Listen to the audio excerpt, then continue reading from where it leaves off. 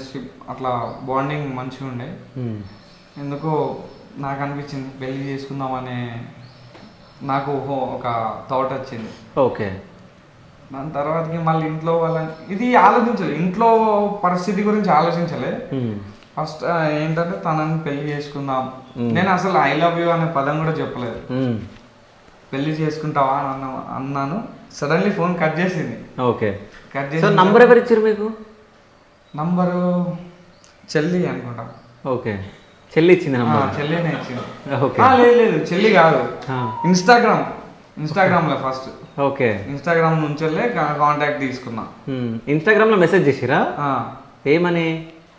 అంటే నార్మల్గా ఇప్పుడు నా ఫ్రెండ్ వాళ్ళ బ్రదర్ అంటే ఇప్పుడు అందరు ఫ్రెండ్లీగానే ఉన్నాం కదా, నార్మల్గా హాయ్ ఏం చేస్తున్నావు అట్లా నార్మల్గా అట్లా టెక్స్టింగ్. ఓకే. అంతే. దాని తర్వాతకి కాదు, మీరు స్టోరీ చెప్తుంటే ఎక్కడనో ఎస్కేప్ చేస్తున్నట్టు నాకు అనిపిస్తుంది. మీరు చెప్పండి అసలు స్టోరీ. ఎస్కేప్ ఏం లేదు సార్, చెప్పండి మీరు అసలు. మెసేజ్ చేసిండు ఇన్స్టాలో. మెసేజ్ చేశారు. నా నెంబర్ అంటే నార్మల్గా నెంబర్స్ ఎక్స్చేంజ్ చేసుకున్నాము. నార్మల్గా మాట్లాడుతుంటే నేను మాది బెల్లంపల్లి, జూలై 27th నా బర్త్డే. నా బర్త్డే రోజు కాల్ చేశారు, కాల్ చేసి విష్ చేశారు. 28th వచ్చారు బెల్లంపల్లికి. వాళ్ళ చిన్న బ్రదర్ శ్రీకాంత్కి బైక్ కొనిచ్చాడు. సో దాని పూజ కోసం అక్కడికి వచ్చారు.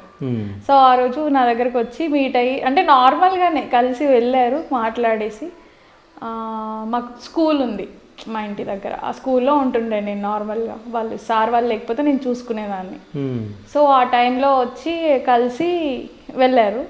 నెక్స్ట్ ఆన్ జూలై 29th రోజు నైట్ నార్మల్గా నీతో మాట్లాడాలి అని చెప్పి మాట్లాడుతూ డైరెక్ట్గా నేను పెళ్లి చేసుకుందాం అనుకుంటున్నానని అన్నారు. ఓకే. నేను కాల్ కట్ చేశాను.